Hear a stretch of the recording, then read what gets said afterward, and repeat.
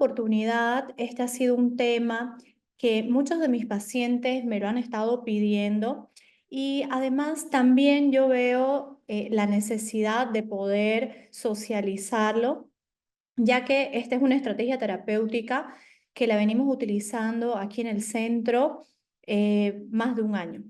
Entonces, el título es bien interesante porque cuando hablamos de explorar nuevas fronteras, estamos hablando de algo que es un poco desconocido para muchas personas, ¿no? Inclusive en la consulta, cuando yo hablo con algún paciente, si ha escuchado sobre la psilocibina, todos quedan un poco confundidos, ¿no?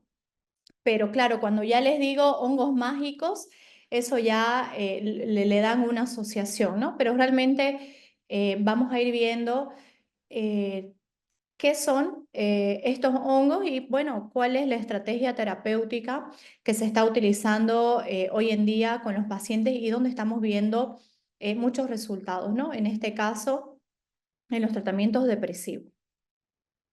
Este tema que estoy compartiendo con ustedes, la verdad que para mí fue maravilloso poder también compartirlo con mis colegas dentro del área funcional, biológica, integrativa, en el Congreso Internacional que tuvimos de Medicina Ortomolecular, también el Congreso Boliviano de Medicina Integrativa.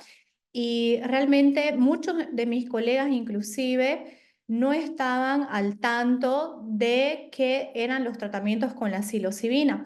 Entonces, obviamente, la idea es socializar justamente con los colegas para que puedan considerar esta estrategia terapéutica.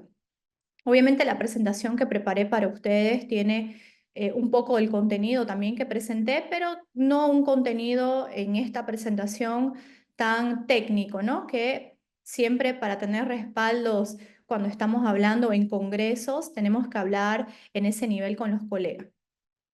Claro que eso no significa que aquí no va a haber, ¿no? ¿Y cómo fue que empezó a llamarnos la atención el uso y las estrategias terapéuticas con la psilocibina? Y es que ha sido totalmente visible el cambio que hubo a nivel psicológico con los pacientes luego de la pandemia. Y es increíble porque después de la pandemia, los cuadros de ansiedad, los cuadros de depresión, los cuadros de ataques de pánico fueron aumentando increíblemente. Entonces, ese momento del COVID fue un momento donde hubo un impacto grandísimo en la salud mental y estamos hablando de la salud mental en el mundo entero, ¿no? Entonces, ha sido evidente para nosotros en la consulta que antes tal vez teníamos pacientes que llegaban con una depresión, pero hoy lo vemos muy, muy frecuente, ¿no? Y cada vez a edades más tempranas. Entonces, eso es algo preocupante y claro, que tiene que ser y debe ser tratado, ¿no? El problema de buscarle una solución dentro de el enfoque terapéutico que tenemos hoy o tienen hoy la mayoría de los médicos es el enfoque farmacológico, ¿no? Utilizar drogas, utilizar fármacos para tratar un problema, ¿no? Y realmente es tratar el problema, no solucionarlo. Entonces, si bien el consumo de antidepresivos, ansiolíticos, hipnóticos, benzodiazepínicos se han incrementado muchísimo en los últimos años, definitivamente después de la pandemia eso se ha disparado, ¿no? No es incomún ver que un paciente llega a la consulta consumiendo por lo menos 2 antidepresivos, ¿no? Y después de 6 meses...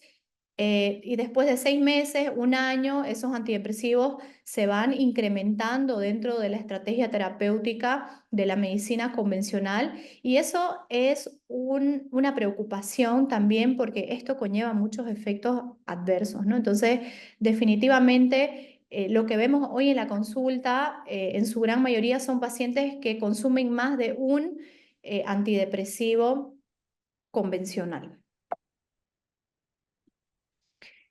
Y cuando pensamos qué ha cambiado dentro de nuestra salud, con, qué ha hecho que nosotros, por ejemplo, Perdón, estaba silenciando un micrófono abierto. ¿Qué ha hecho que nosotros estemos más expuestos a estos problemas de salud mental? Definitivamente, como lo mencionaba al inicio, la pandemia ha sido un momento en el cual nuestro sistema nervioso ha sido estimulado como nunca antes hemos pasado como especie humana, por así decirlo, ¿no?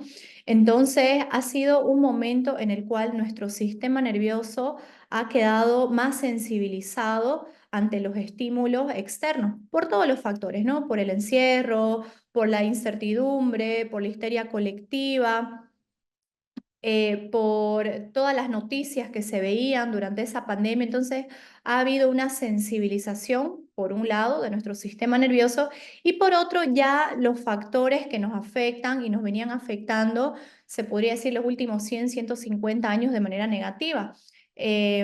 Por ejemplo, la alimentación, que hoy en día no es una alimentación adecuada para poder tener un sistema nervioso o la producción de neurotransmisores que nos den felicidad, o tranquilidad, eso lo vemos en los niños.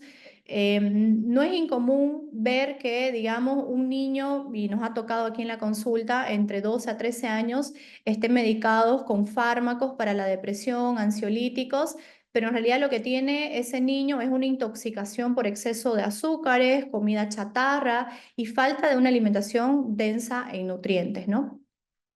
El estrés que manejamos hoy en día no es el mismo estrés que se llevaba hace más de 150 años atrás.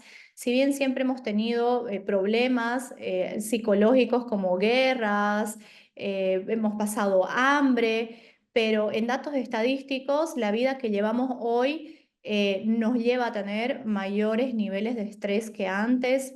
El consumo de sustancias como el cigarro, los vaporizadores, inclusive que son peores que los cigarros, de sus sustancias tóxicas, cómo está funcionando nuestro metabolismo, bueno, la contaminación, el aire que respiramos, la falta de actividad física, que hoy es bastante común trabajar en un escritorio y no hacer ningún tipo de actividad física, y también la falta de sueño, ¿no? Que el insomnio es una de las causas muy frecuentes que vemos con nuestros pacientes en la consulta. Entonces, cuando hablamos que va a afectar a nuestro comportamiento o a nuestra salud, hablamos de ese exposoma, a qué estamos expuestos que va a alterar la respuesta de nuestro organismo. Entonces, definitivamente, todos estos factores también influyen dentro de nuestra salud mental.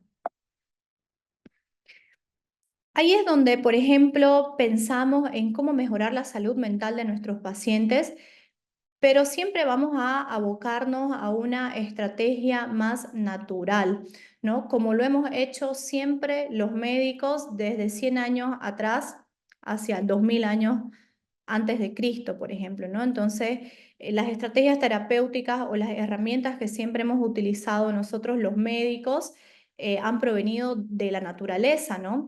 La medicina alopática, que es la medicina que lamentablemente la única que nos enseñan en la Universidad de Medicina, va abocada a estrategias farmacológicas.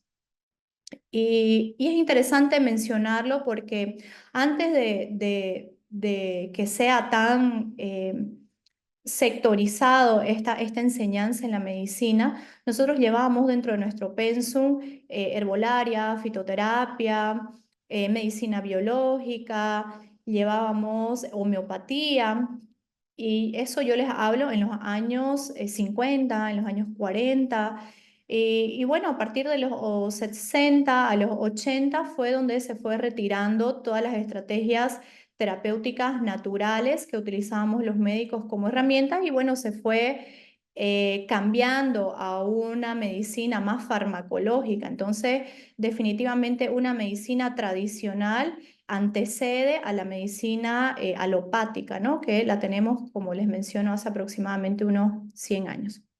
Y ahí es donde eh, yo pongo esta figura interesante de abrir nuestra mente y volver a darnos cuenta de que la naturaleza nos da herramientas para que nosotros podamos utilizar a nuestro favor y utilizar a nuestro bienestar, ¿no? Entonces, obviamente para eso, ¿por qué tenemos que abrir la mente? Porque definitivamente cuando hablamos de algo que ha sido mencionado como hongos mágicos, El trasfondo de todo esto, que lo vamos a comentar, tiene un trasfondo del por qué esto se ha prohibido, pero definitivamente si se lo utiliza de una manera médica, responsable, no recreativa y con un seguimiento profesional, los resultados son maravillosos, ¿no? Entonces ha sido muy mal tachado como hongos alucinógenos, ¿no? Y es interesante porque la investigación a través del tiempo, todo lo que son los psicodélicos, cuando hablo de psicodélicos, estamos hablando de sustancias que cambian la perspectiva que vamos a tener de las situaciones a las que estamos expuestos, ¿no? Y dentro de psicodélicos no solo ingresan las terapias con hongos medicinales, sino también ingresan terapias con sustancias químicas como el LSD, por ejemplo, ¿no? Que fue muy popularizado en la época de los 70. Entonces, ¿desde cuándo existe ya una evidencia de que se vienen utilizando estrategias terapéuticas psicodélicas para tratar como tratamientos psicoterápicos, ¿no? Entonces, está datado más o menos de 1938, pero como investigación, ¿no? No estoy hablando de uso terapéutico, porque dentro de la historia de la medicina, nosotros vemos tratados de los egipcios utilizando hongos medicinales. Por ejemplo, en nuestro país, no solo en Bolivia, en el Perú, muchos chamanes que ellos fueron durante muchos años y siguen siendo en realidad médicos que ayudan a tratar la psiquis del paciente, y eso está datado de milenios, pero aquí esta línea de tiempo que yo les estoy mostrando es desde cuándo hay estudios eh, clínicos que se utilizan, estudios científicos que se utilizan con estas sustancias, ¿no? Entonces, obviamente no es algo que se puso de moda recién. Y aquí vale la pena mencionar, ¿no? Que, bueno, en Harvard se venían utilizando estas estrategias, pero lamentablemente allá por los 70 se empezó a utilizar de una manera equivocada esta estrategia, ¿no? Se empezó a utilizar de una manera recreativa. Entonces, por eso cuando nosotros hablamos mucho de hongos, alucinógenos, se nos viene a la cabeza unos hippies bailando en el pasto, por ejemplo, ¿no? Llenos de colores. Entonces, claro, el mal uso de este tipo de estrategias terapéuticas dentro de la psiquiatría fue lo que llevó a que haya una prohibición en su uso, por Ahí un lado. está, Y por otro lado, primera también, vez bañadita, pues me voy a silenciar bañada, con voy a ropa silenciar, y con buen perdón. olor. Se debió dar cuenta. A Vivian la voy a silenciar porque está su micrófono abierto.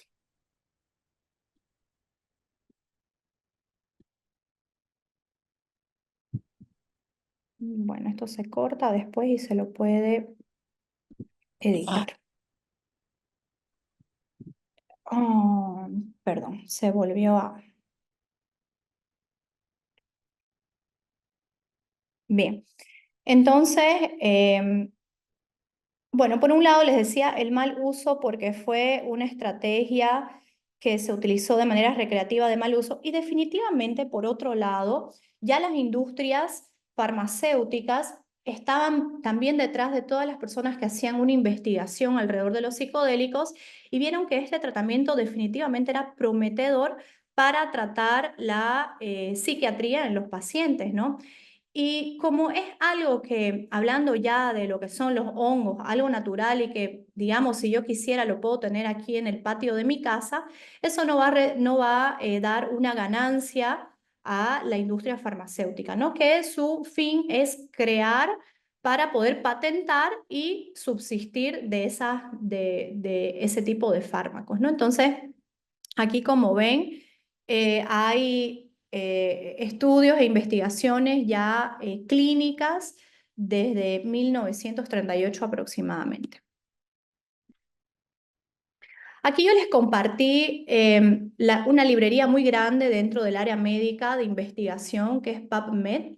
Y cuando nosotros ponemos, digamos, tratamiento con psilocibina, vean cómo la cantidad de evidencia empezó a aumentar aproximadamente desde el 2016. Entonces, cada vez más tenemos, se podría decir, la facilidad de poder hacer estudios clínicos y ensayos sobre los tratamientos psicológicos, psiquiátricos con la psilocibina. Y hablando de la psilocibina, me refiero al compuesto activo de los hongos, ¿no? Es un género, el hongo psilocibe. Entonces, la psilocibina sería su compuesto activo. Entonces, miren la cantidad de estudios que desde 1959 empezaron a realizarse, pero como hoy, hasta casi 2025, hay cualquier cantidad de evidencia sobre los tratamientos que existen con la psilocibina. Y cuando hablamos ya ahora específicamente sobre el hongo, porque estamos hablando se puede decir, de un elemento natural que crece en cualquier lugar donde exista humedad y se den las condiciones para que aparezcan. Yo aquí les presento el mapa del mundo y donde tenemos diferentes especies de hongos psicoactivos. No estoy hablando de los hongos medicinales como melena de león, reishi, turkey tail, cordyceps, no. Estoy hablando en específico en este análisis sobre las especies psicoactivas de hongos que existen en el mundo, ¿no? Entonces, ahí ustedes pueden darse cuenta cómo pueden tener una herramienta sanadora, digamos, a mano y presente en todo el mundo, ¿no? Claro que con esto que estoy mencionando no es que estoy incentivando a que puedan cultivarlos, ¿no? En las casas, o sea, tiene que tener un acompañamiento médico para que la estrategia terapéutica sea de lo más adecuada posible. Entonces, esto también es parte de un estudio que se hizo en los hongos para saber cuáles son estas sustancias y de qué manera es el mecanismo de acción que tienen dentro de nuestro sistema nervioso central, ¿no? En nuestro cerebro. Entonces, aquí se ha categorizado a las diferentes especies psicoactivas, entre ellas está la psilocina, está el muscimol, está, bueno, este es el ácido lisérgico, y son, bueno, sustancias químicas que producen estos hongos y también se sabe dónde actúan esas sustancias químicas, ¿no? O sea, para que puedan tener una idea de que eso ya se sabe, ya está dilucidado, ya se sabe en el cerebro cuál es la parte donde exactamente actúa esta sustancia. Entonces, esto yo se los menciono porque vamos a seguir hablando sobre esto más adelante y lo puedan grabar. Estos hongos, la psilocina, que es este principio activo de la psilocibina del hongo, tiene un actuar sobre todo en los receptores serotoninérgicos. La serotonina es un neurotransmisor que nosotros producimos en nuestro cuerpo a través de de aminoácidos, de un aminoácido, es un aminoácido que necesitamos dentro de nuestro organismo y que tiene funciones dentro de nuestro cuerpo que ya lo vamos a mencionar, ¿no? Entonces, simplemente esto para mostrarles con referencias de que ya existe categorizado todo lo que todo lo que es el mecanismo de acción de estos hongos. Y cuando vamos a ver a los fármacos o drogas que se recetan para todas las que son las terapias de depresión en los pacientes, ansiedad, estrés postraumático, angustia, vemos que estas drogas, estos fármacos, tienen acciones en la recaptación de serotonina. O sea que podemos a grandes rasgos, sin ser muy técnicos en la medicina, darnos cuenta de que estos fármacos o estas drogas que se le dan a las personas para tratamientos psiquiátricos actúan en lugares parecidos o estimulan a la producción de serotonina, así como también lo hace la psilocibina presente en los hongos psicoactivos, ¿no? Entonces, ven que es una copia que se hace muy parecida de una sustancia que ya hay en la naturaleza. Claro que aquí lo podemos patentar y lo podemos vender. Entonces yo aquí les puse una categoría de los antidepresivos que más llegan a los pacientes a la consulta como la sertralina, la amitriptilina, el citalopram, también el escitalopram, la fluoxetina, paroxetina, perdón, la duloxetina, que también es una molécula nueva. Entonces, son todos fármacos que son patentados y obviamente son sustancias químicas que, como ven aquí, inhibidores selectivos de la recaptación de serotonina. O sea, también actúan en el sistema serotoninérgico del paciente, así como ustedes ven aquí en el sistema serotoninérgico como tienen los hongos. Y bueno, yo trayéndoles, la verdad que siempre evidencia, porque lamentablemente, como les decía, se han catalogado y se le ha echado mucha tierra a esta estrategia terapéutica, porque claro, no conviene, como les decía, financieramente. Entonces, este es otro estudio hecho por el doctor Roland Griffiths, que él hoy en día es de los que más trabajan en estudios sobre la psilocibina y sus potenciales terapéuticos. O sea, hoy tenemos un departamento de estudio y control y tratamientos de psilocibina en la Universidad de Johns Hopkins, que es la universidad más conocida en Estados Unidos. Y este doctor, Roland Griffiths, es el que viene estudiando, se podría decir, toda su carrera científica en base a la psilocibina. Entonces, aquí algunos de los potenciales terapéuticos relacionados a cáncer, con desórdenes psiquiátricos en pacientes con cáncer. Por ejemplo, es muy común que el paciente con cáncer tenga depresión, ansiedad y además se lo medique con alguno de esos fármacos que habíamos mencionado. Tratamientos a depresión resistente. No es incomún que lleguen a la consulta los pacientes que primero comenzaron a tomar escitalopram. Pasaron 6 meses, pasó un año, ya no empezó a hacer efecto el escitalopram, ya le cambiaron a otro fármaco, digamos amitriptilina o una sertralina y lo están manejando con la fluoxetina, digamos, ¿no? Pasaron otros 6 meses, un año, el paciente sigue igual, ahora se le empezó a incrementar ya fármacos ya mucho más potentes que duermen nuestro sistema nervioso, como son los famosos, aquí se conoce como Neuril, pero son benzodiazepínicos, ¿no? Entonces es como que cada vez la estrategia terapéutica farmacológica se ve en la práctica que tiene muchos efectos adversos y en muchos pacientes produce esta resistencia en el tratamiento de la depresión. Otro punto interesantísimo y punto a favor de los hongos es el tratamiento a las adicciones. ¿Y eso por qué es tan interesante? Porque cuando se me presenta un paciente en la consulta consumiendo cualquier tipo de ansiolítico, antidepresivo, benzodiazepínico, más bien es muy difícil quitárselo. Y son pacientes que si de repente de un día a otro dejan de consumir, presentan crisis de abstinencia, pueden presentar crisis de ansiedad. Tuve una paciente que después de que charlamos en su consulta sobre lo malo que eran los fármacos, ella el otro día con toda la convicción decidió dejarlos. Claro que esa no fue mi indicación, pero ella por su lado decidió dejarlos y el otro día se fue a emergencia por una crisis de ansiedad y de un síndrome de abstinencia grandísimo. Entonces vemos que estos fármacos tienen un efecto adverso. En cambio, los hongos se están utilizando para trabajar adicciones. Entonces nos hacemos adictos a los fármacos antidepresivos. No estoy hablando de esto al 100% de las personas, pero yo les podría decir en un porcentaje, por lo menos un 95%. Bueno, también sirve para tratar desórdenes obsesivos compulsivos y aquí estamos hablando únicamente sobre este estudio. De ahí también hay otra evidencia, como les digo, hay cualquier cantidad de estudios, ¿no? Yo les traje algunos de los que he leído para poder presentárselos.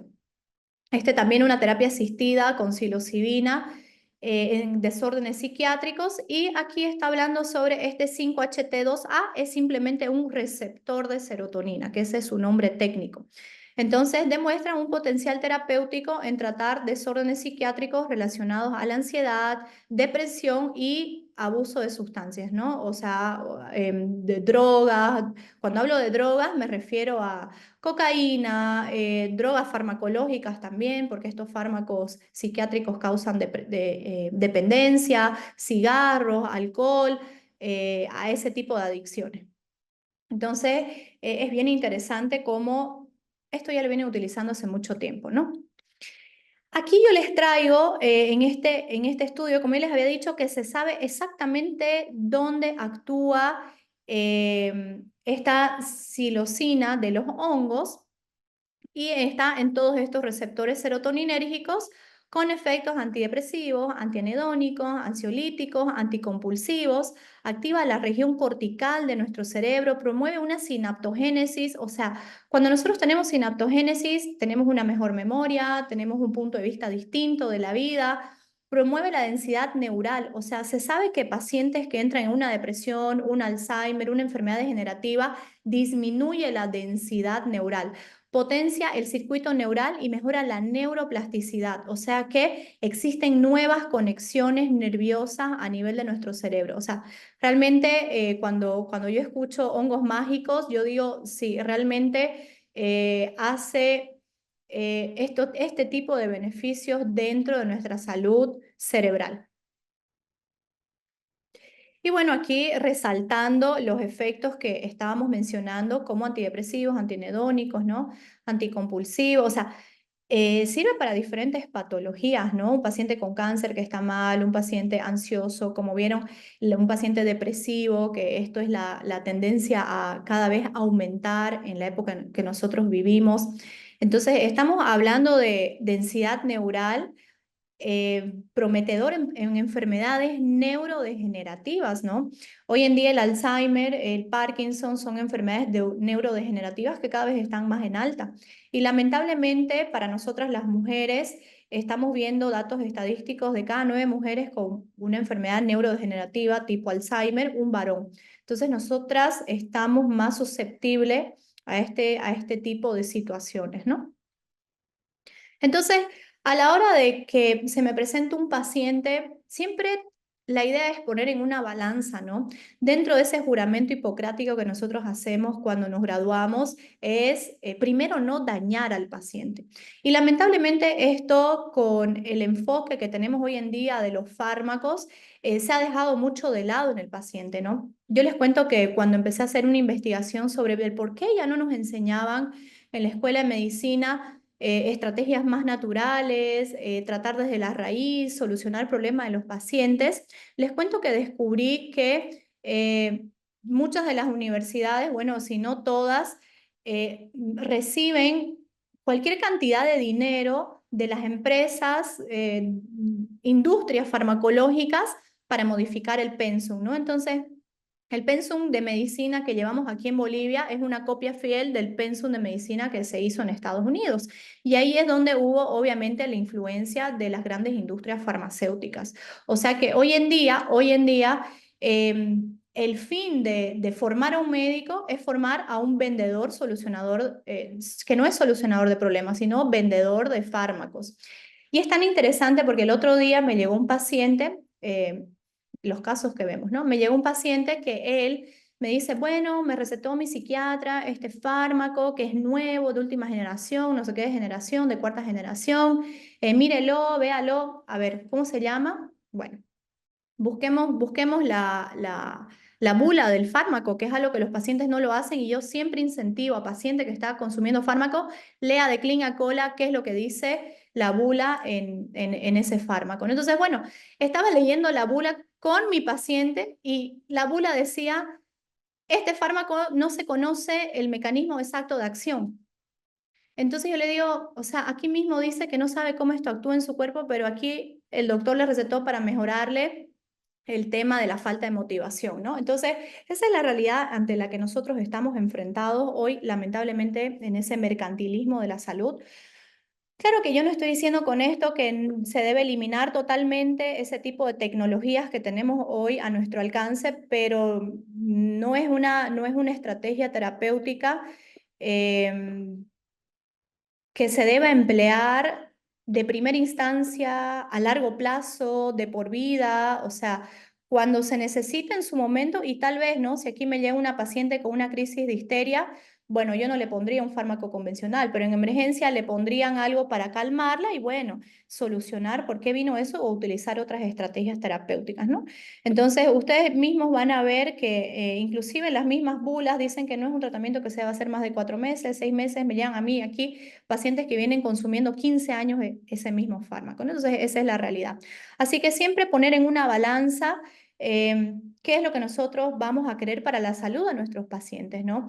Esto que les digo no me lo estoy inventando, son datos estadísticos. Les cuento que 1 de cada 3 pacientes que consumen más de 2 fármacos ansiolíticos, benzodiazepínicos y para antidepresivos, de cada 3, 1 muere en Estados Unidos, ¿no? Y como otro dato, la tercera causa de muerte son los errores médicos, y por errores médicos no solo se refieren a problemas de cirugía, sino a mal manejo de la salud del paciente también por la farmacología, ¿no? Entonces, obviamente uno siempre tiene que cuestionar como paciente y leer la bula de los fármacos. Entonces, cuando yo pongo en mi balanza qué es lo que yo quiero para mi paciente, definitivamente vemos aquí un poco les digo porque no quería llenarlos de diapositivas de efectos adversos de todo lo que producen estos medicamentos, pero pensamientos suicidas y comportamiento de su depresión o trastorno de ansiedad. O sea que aquí dice, ¿no? Esto es lo mismo de los fármacos antidepresivos. Si está deprimido o sufre un trastorno de ansiedad, puede tener a veces pensamiento de autolesión o suicidio. O sea que si yo tengo, por ejemplo, un adolescente, porque hoy esto se está utilizando en los adolescentes, que ya tienen una inestabilidad en la parte psicológica y le empiezo a dar estos fármacos, aquí dice, esto puede incrementarse. La autolesión y el suicidio. Nos han llegado a nosotros varios pacientes entre 14 y 17 años que tenían esa automutilación, ¿no? Disfunción sexual, por ejemplo, ¿no? Es un problema grandísimo que se ve con el consumo de antidepresivos, tanto en varones como en mujeres. Eso lo vemos mucho. Fertilidad. Estudios en animales han demostrado que reduce la calidad del esperma, ¿no? Claro, y cuando yo leo esto, yo digo, bueno, se sigue utilizando porque los humanos que están en estudios son los que están haciendo ahorita los tratamientos con estas drogas, ¿no? Y bueno, aquí un montón de otras cosas, falta de apetito, nerviosismo y ansiedad, o sea, y esto es tan increíble porque yo les cuento los casos, ¿no? Que vemos aquí en el centro. Tengo una paciente que ella viene tomando Neuril hace 20 años y la señora sufre de tremendas crisis de ansiedad, pero es como que tomó Neuril para la ansiedad, pero ahora tiene crisis de ansiedad, pero tampoco puede dejar el Neuril porque tiene síndrome de abstinencia y llega a internarse por crisis de ansiedad. O sea, el paciente entra en una rueda que definitivamente daña muchísimo su calidad de vida, ¿no? Entonces, imagínense cómo es la calidad de vida de esta mi pobre paciente que está pasando por este tipo de situaciones, ¿no? Y bueno, un montón de otras cosas, ¿no? Sensación de tensión nerviosa, disminución del deseo sexual, alteraciones del sueño, en fin, un montón de efectos, dolores en las articulaciones, definitivamente un montón de efectos adversos que siempre yo invito a mis pacientes que están consumiendo estas drogas que lean esta sección. Y volvemos a ver cuáles son los beneficios del potencial terapéutico de los hongos. Disminuye la ansiedad, o sea, ¿me entienden? Algo natural que cumple la función, no que cumple la función transitoria y va a tener un efecto peor a largo plazo. Aquí yo les pongo también esta página que es muy educativa, que es justamente liderada por el doctor Griffiths, que es el que les digo que hoy está ha dedicado su vida entera prácticamente al estudio de la psilocibina como estrategia terapéutica, y la vemos como el uso de pacientes para que puedan dejar de fumar, pacientes con Alzheimer, depresión y abuso del alcohol, dolor crónico, dolores de espalda que van asociados a la depresión, para desórdenes con usos de opioides. Hoy tenemos muchos pacientes adictos a los opioides por dolores físicos, efectos en enfermedad de Lyme. Aquí saqué el screen de lo que me alcanzó, pero hay muchos más estudios en lo que se están haciendo en los pacientes sobre los beneficios de la psilocibina en nuestra salud. Entonces, existen 2 estrategias terapéuticas con el uso de la psilocibina, y aquí pienso que me faltó agregar, antes de continuar con esta diapositiva, los efectos adversos que nosotros podamos tener con la psilocibina en los pacientes.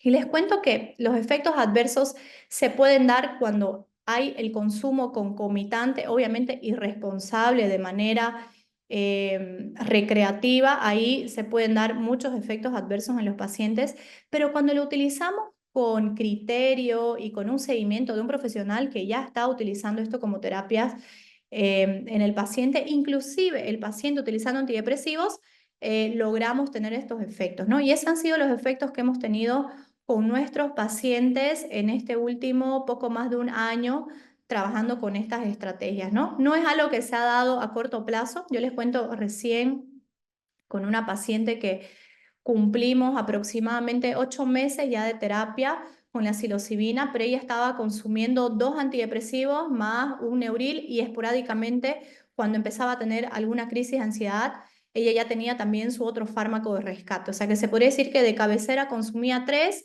y uno cada 2 semanas, una vez al mes para esas crisis de ansiedad. Hoy, después de 8 meses, estamos hablando que la paciente no consume absolutamente nada de esos fármacos, ¿no? Sí continuamos con la psilocibina. Y así con varias pacientes, por ejemplo, una depresión postparto, que lo hemos visto en algunas pacientes aquí en el centro, ha sido muy positivo para ellas.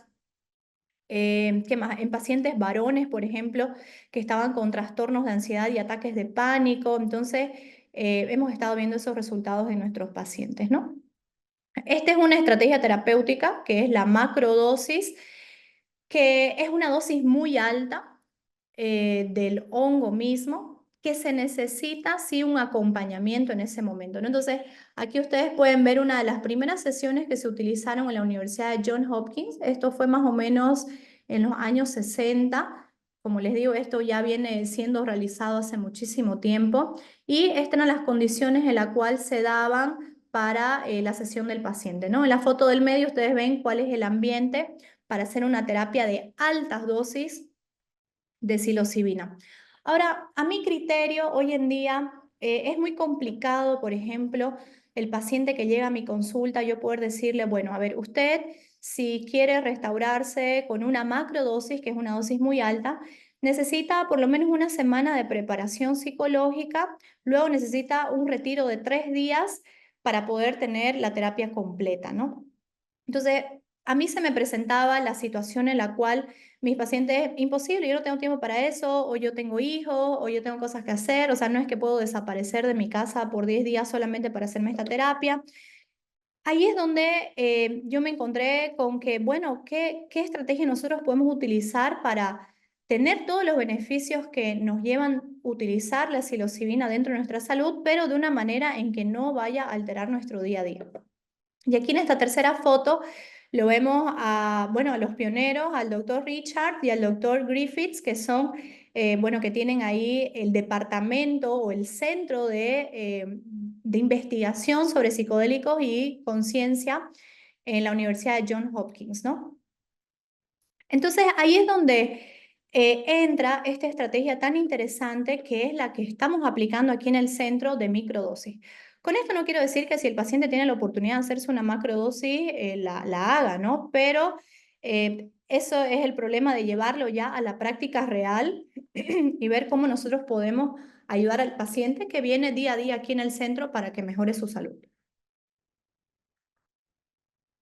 Entonces, la estrategia terapéutica de microdosis es utilizar dosis pequeñas y controladas de manera que el paciente no tenga ningún efecto psicodélico dentro de su salud. O sea, cuando nosotros utilizamos macrodosis de este hongo, sí la persona empieza a tener ciertas alucinaciones, ¿no? Eso es lo que produce la psilocibina en altas dosis.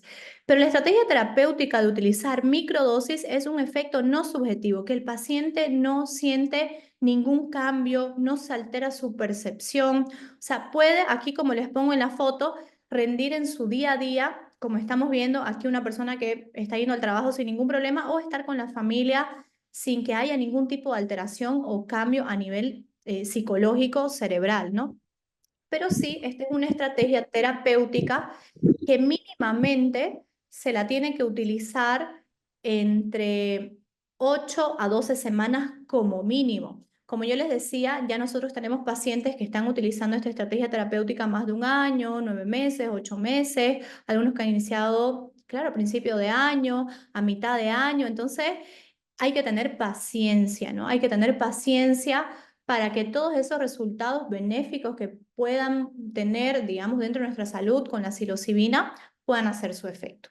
Y más aún tener paciencia cuando el paciente tiene un consumo de antidepresivos, benzodiazepínicos, opioides hace mucho tiempo, ¿no? Porque ahí se inicia con dosis muy mínimas y se va regulando de acuerdo a lo que el paciente vaya evolucionando. Entonces ese es un acompañamiento que tiene que ser hecho como mínimo entre 8 a 12 semanas en adelante.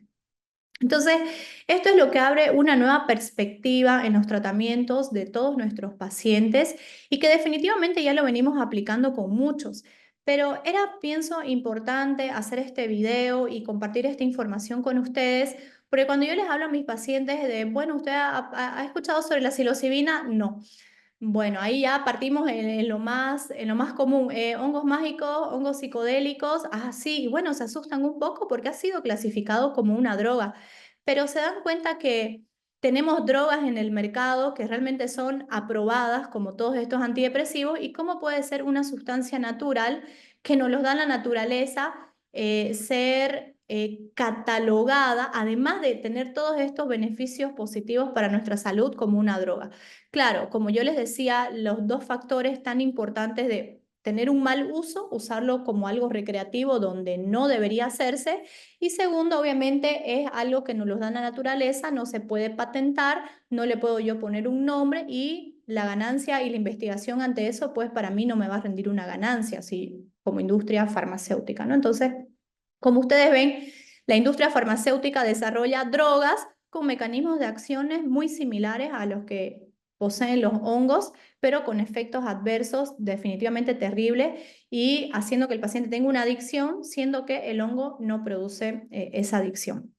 Entonces, yo les presento este tema para todos ustedes, mis queridos pacientes, y para todas las personas que, bueno, hayan escuchado sobre estas terapias o quieran iniciar o les dé curiosidad, o personas que realmente no sabían que podían tener esta estrategia terapéutica y poder dejar todos los fármacos que estaban consumiendo y deteriorando su salud, ¿no? Y que además pone su salud a largo plazo en riesgo.